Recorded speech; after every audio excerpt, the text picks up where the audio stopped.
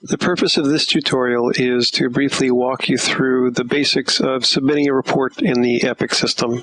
When you first log on to the Epic system, this is the page that you see. It really only has three characteristics to it. It has two tabs at the top, the Home tab and the Core Activities/Energy Module tab for navigation. There's also a log out link that remains in the upper right-hand corner throughout your navigation in the system. And the home page here just has some basic instructions about the system. So we're going to go ahead and click on the Core Activities/Energy Module tab. And what that does is it brings you to an awards list page. And the awards list page lists all of the possible grants on which the Housing Authority might be reporting. Generally, it's as the Epic system is launched, it's a listing of all the grants that had an expenditure end date that extended beyond October 1st, 2011.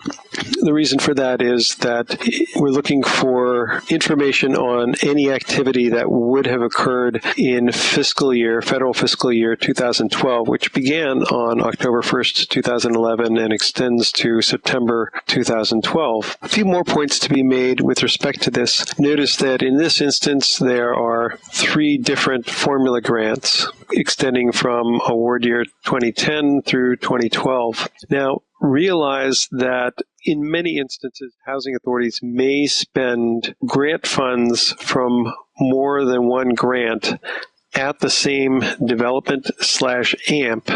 If that is the case, when you're reporting with respect to a particular grant, you need to be just reporting on the activity that that grant is engaging in.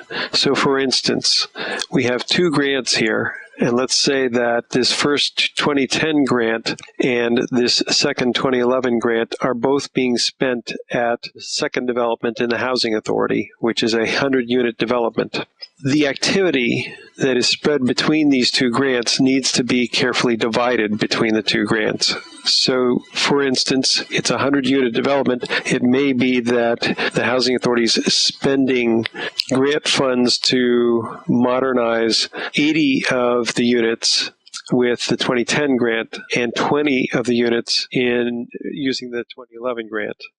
It's important as we go through the actual reporting process that housing authorities allocate their spending that way. So at this point, we're going to go ahead and we're going to select the first grant. And the way that we do this is by clicking the edit link next to that particular grant. And what that does is it brings you to a page where you're able to select the development/AMPs where the grant funds are being spent. One thing to note is, and this is true throughout the system, it generally displays the grant that you're working on at the top of each screen. Now, because we're hitting this screen for the first time with respect to this grant, the first thing that we have to do is to view or change development. So we're going to go ahead and click on this link. It's really the only active link on the page at this point in time. And this particular housing authority has three different developments, and we're going to go ahead and we're going to select the second development. And once we have done that, we'll go ahead and click continue. Realize you could select all of the developments. You really need to select at least one of the developments. Now, before I click through to the next page, there is one more point to be made with respect to this. If in fact the development that you want to select isn't listed here, then someone in the housing authority needs to go and make sure that the PIC system has that development listed. Now, there could be a number of reasons why that the PIC system would not have that, and so it's important to get that straightened out before clicking through and going and reporting on this. The system does update from the PIC system on a daily basis, although it's pulling the data from the PIC system from a couple of days before, and so it might be that it takes a couple of days for the Epic system to catch up with changes that have been made in the PIC system. So we're going to go ahead and click continue at this point, and what you'll see is that the system has created a blank report specifically for the development that we just clicked on. Now notice it's not too late to change your mind, you could go ahead and click on View or Change Developments. And in this instance, let's go ahead and we're going to click on a second development there and see what happens. You go ahead, you click Continue, and now you will see that there are now 2 different developments listed, each of which you can click on Edit the Quarterly Report and be able to provide a report. And again, if you've made a mistake and you didn't mean to click that second development, you can go ahead and you can uncheck it, go back and click Continue, and you're back to having only one site to report on.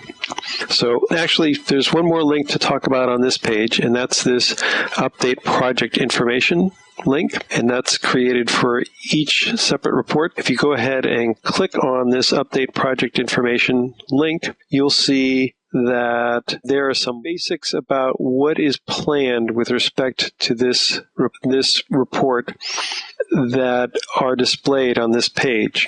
So the first thing to note about this page is the title. It lists the name of the development that you're working on, just for reference, but it's grayed out. There's no option to change that on this page. What you need to do, though, is to select a type of work, and it's broken down into 4 different categories. One is developing new public housing, in which case you would click on the newly developed public housing ACC units button. It defaults, if it's a formula grant, to the rehabilitation work type, and that is where you're modernizing existing public housing. This first button is where you're developing brand new public housing that was not under ACC before. One thing to note there, you might be acquiring units that then get rehabbed. That counts as developing new public housing units, and you would click this first tab even though there's rehabilitation involved in that. The third type of work is non-dwelling work. And that would be where you're not really working on the units at all. Perhaps you're working on the parking lot or a community facility or the landscaping around the property, but you're not really doing any work directly related to the units. And then finally, there's a demolition type of work. Notice that when you select either of these, the third element of information disappears, which is the number of units that you're dealing with. So we're going to go back and click on the rehabilitation type of work. And here you would enter the planned number of units to be rehabilitated. And generally, this is limited to no more than the number of standing units that are listed in the PIC system for that development. So I'm actually not sure how many units there are in this development, but I'm going to go ahead and I'm going to type in 20, and we'll go ahead and we'll click Submit. Now, there is another way to get to that page, and I'm going to show that to you in a minute. So we've gone ahead, we've basically put in the project information, which is your basic planning information with respect to the work that you're undertaking at this particular development, the second development, the scattered sites development. So we're going to go ahead and click on the Edit Quarterly Report, and it brings up this next page, and you'll notice that it gives you a reference as to what's complete and what's not complete. And there are multiple ways to visit the 4 different sections. You can click on these links here, you can click on the Visit Section links there, and you can also click on these links over here. They basically all navigate to the same places here. So at this point, we're going to go ahead and we're just going to click on the grantee information page. And when you go there, you're just given some basic information about the grant that you're dealing with. You've got the grant number, the DUNS number for the housing authority, the CFDA number, and so on. And it pre-populates the reporting year and the reporting quarter.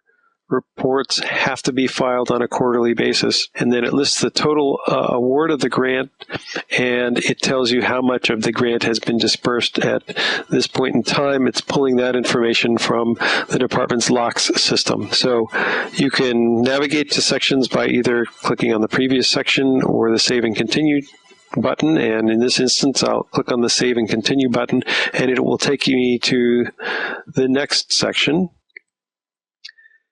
This is where you provide some basic information here. Now notice it gives you a little bit of information about the development or AMP that you're working with at this point in time.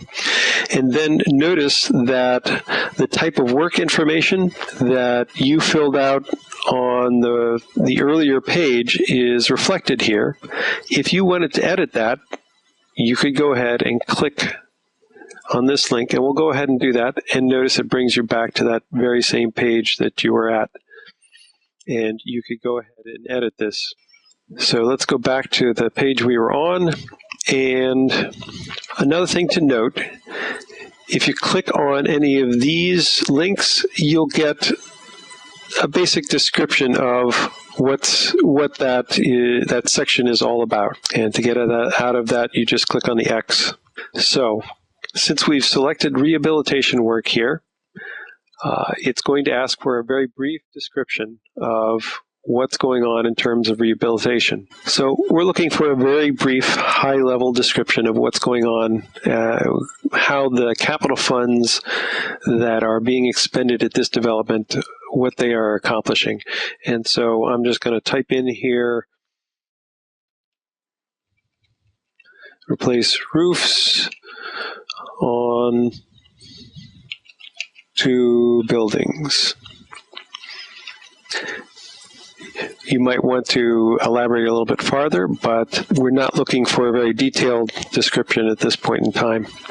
Now, the next section that we have here is where you're reporting on what the status is as of the quarter that you're reporting. Generally, the system is open for reporting the month after the quarter ends. And so, for instance, if you're reporting in April, you're reporting on the quarter that began January 1st and ended at the end of March. Now, with respect to rehabilitation units started, rehabilitation units completed, we are looking for a cumulative total, not a quarterly total. So what we'll say here is that we started 15 units and we have completed 5, and realize that these are not mutually exclusive categories. The 5 units that were completed were also started, so that's 5 of the 15 units there. Just to be clear, at this point, that's all you would fill out on this page, depending on the type of work. Let's go very quickly and change the type of work just to show how the page changes based on the type of work. Now, if we change this to newly developed public housing units, and again, we're going to put in that it's, well, in this case, we'll say it's 30 units, and we'll go ahead and submit. Notice the page is slightly different. It still contains this description, and of course we'd want to change that description to developing 2 new multifamily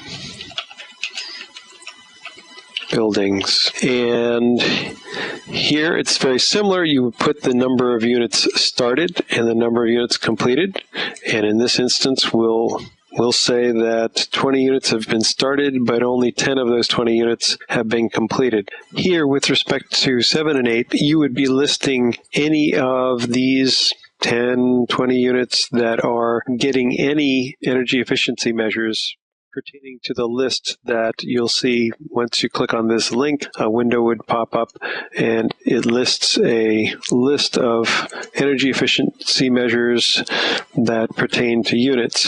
And the chances are, if you're developing new public housing, you would in fact be hitting at least one, if not more than these. So the safest answer is to plug in the number of units that are planned in this figure, in this space for number 7. And in this instance, we'd be looking at 10 being the number of units completed at this stage of the game in number 8. Now, with respect to 9, 10, and 11, we're looking for a more specific, specialized type of energy certification, and the ones that we have listed here are LEED, Energy Star for Homes, Enterprise Green Communities. So, for the sake of argument, we're going to say that it's Energy Star, and in essence, 9 is the number of units planned to comply with that type of certification. And in this instance, it's unlikely that you would do less than the whole, that you would basically, since you're planning to do 30 units, we would plug 30 units into there. And at this point, we would say that 10 of those units have been completed, and we go ahead and put 10 there. So that's what happens if you select new development as the type of work for this page. Let's go ahead and select non-dwelling work, and the page becomes very simple at that point in time, and all that's displayed is a description. And so the description that you would have at this point would shift, and it would be construct community center, some sort of non-dwelling work, and that's all that you would have to do. Now, if we switch the type of work to demolition, again, the page is fairly straightforward, but what you would do then is you would indicate demolishing all buildings, or maybe you'd be saying that you're demolishing some of the buildings using the funding, and you would select the demo dispo application that pertains to the work that you're doing with the capital funds at this site. And those are really the four variations in terms of how this page potentially gets filled out. So we're going to go back to the rehabilitation work type, and I need to put back in 20 units, and we will change it to rehabilitate to multifamily buildings. And here again, we'll say that we've started 10 but only completed 5. And we're basically done. And you have multiple ways of navigating from this page. You could go to the previous section. Your best bet's probably to click Save and Continue unless you're planning on abandoning what you've put in. And then you get navigated to the next page, which deals with energy efficiency measures. And the first question you have that is posed is whether or not you're doing any energy efficiency measures whether you're providing any energy conservation measures with the grant funding that you're spending at this development/AMP. Generally, we would expect the answer to be yes, but there is the potential that you're doing something, you're just putting a roof and it has nothing to do with energy efficiency measures, in which case you might just put no. And if you do select no, you'll get a message basically making sure that you really mean no.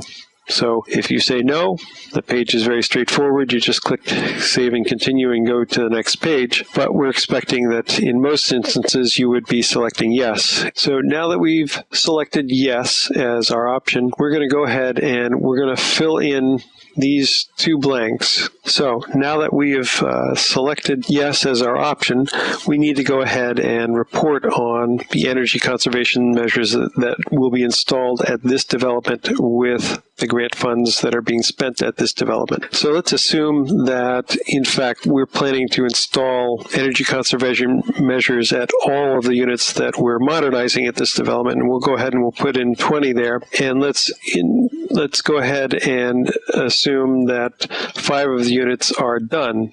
So that's how we handle questions 2 and 3 based on the progress to date that was reflected on the previous page. Now what you need to do is to scroll down to the section where you specify the actual energy conservation measures that you're installing. Notice you have a few options. You can expand all the different sections or collapse them, and all the energy conservation measures are broken down into these general sections with general headings specifying the type of energy conservation measure that you're dealing with. So let's assume that we're putting energy efficient appliances in the units, and that's one of the energy conservation measures that we're putting in place. So let's assume that we're going to go ahead and we're going to put in energy efficient air conditioning units in the 20 units that we're modernizing. Again, we've only completed 5 of those units, so we're going to go ahead and We're going to say that 5 of those are completed. So that's one of the energy conservation measures that we're installing. Now let's say in addition to that, we're going to go ahead and we're going to go down to the water conservation section, and we're going to indicate the number of toilets, low flow toilets that we're putting in. Again, we're planning to do 20, and at this point, we've got, let's say, 10 completed because 10 of our units are started. They got the toilets in, but they don't have the air conditioning in yet. Now, some of these categories are just a little bit tricky, and I think one example of that is dealing with heating and cooling. And here, notice there's a difference between these two questions. There's a number of furnaces/boilers getting this particular energy efficiency measure applied, and the number of units affected by it. The reason for this is because there are instances where some energy efficiency measures are done, in essence, on a multi-unit basis, and they have a multi-unit impact. And so if you have a heavy-duty furnace that is servicing, say, 5 units in a building, then you would go ahead and you'd put in 1 here, and you'd put 5 units affected down here. So the idea is to have a comprehensive list of all the energy efficiency measures that you're installing at this particular development.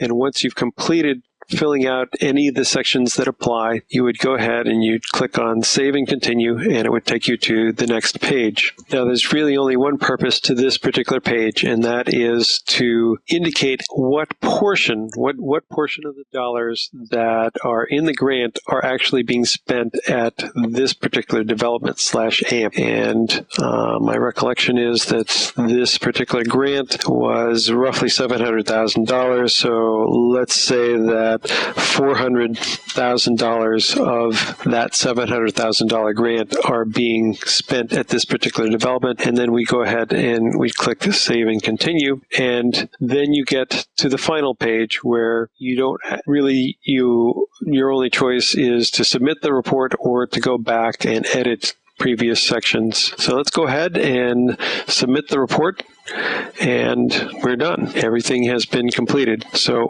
let's go back to the project list, and what you'll see there is that there's now a circle with a green checkbox, and you have basically completed this report. So at this point, we basically walked you through the basics of submitting a report. Submitting more reports are simply a matter of either going and completing more reports because you've got more developments that are having done on them with the grant funds from this particular grant, which is, again, referenced at the top of the page. Or alternatively, if you're done listing all the developments that you're doing work at with that grant fund, with the funding from that grant, you would go back to the award list, and then you would tackle the next grant, and you would edit that, and then finally the third grant until you've run down your list of grants. One very important note that needs to be reemphasized, and that is you should not put in here any activity that occurred before 10/1/2011. So in terms of the number of units planned and the actual numbers completed, all of that should refer to just the work activity that started the beginning of federal fiscal year 2012. It should not, if you have in this instance, a 2010 grant that potentially stretched over 3 years of expenditure, and all the work really got done in the first 2 years, and none of it really went into 2012, then it's fairly straightforward to fill out the information for that grant. You would simply go and indicate that 0 units were planned, 0 units completed, and you'd be done. So this completes this tutorial on submitting a report in the EPIC system. If you encounter difficulty and this tutorial hasn't given you the necessary information and the other instructional material that will be circulated related to the EPIC system doesn't really answer your questions, or you think you've come up against a system problem, the thing to do is to send an email to epichelp@hud.gov, and our team will address your concern and respond to you.